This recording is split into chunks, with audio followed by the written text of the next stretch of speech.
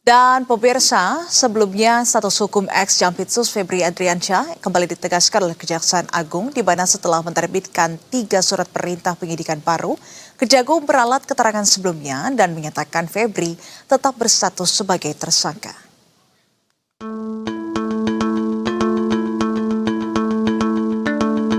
Kejaksaan Agung menerbitkan 3 surat perintah penyidikan atau sprindik baru setelah menerima pelimpahan penanganan 3 perkara dugaan korupsi dan tindak pidana pencucian uang dari Polri.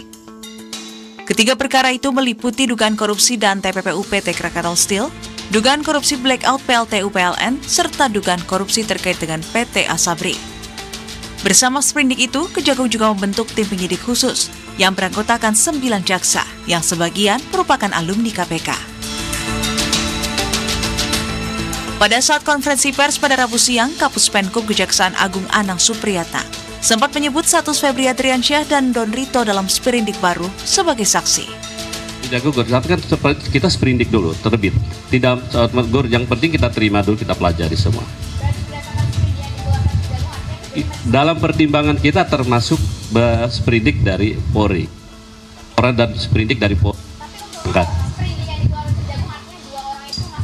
Iya, diantaranya disebut oknum salah satu negara.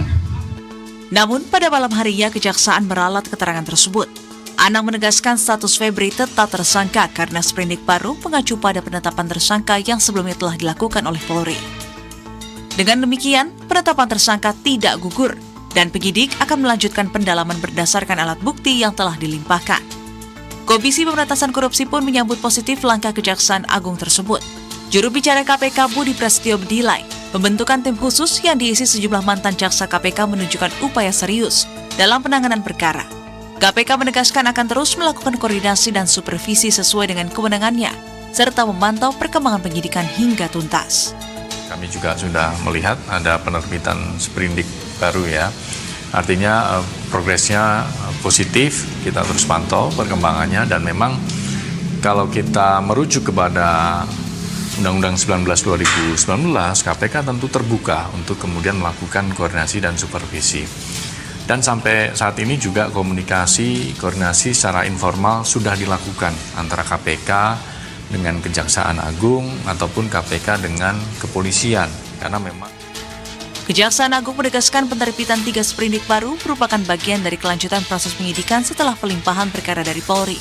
Sementara, KPK memastikan akan terus mengawal proses penanganan kasus ini melalui mekanisme koordinasi dan supervisi agar penegakan hukum berjalan secara transparan dan akuntabel.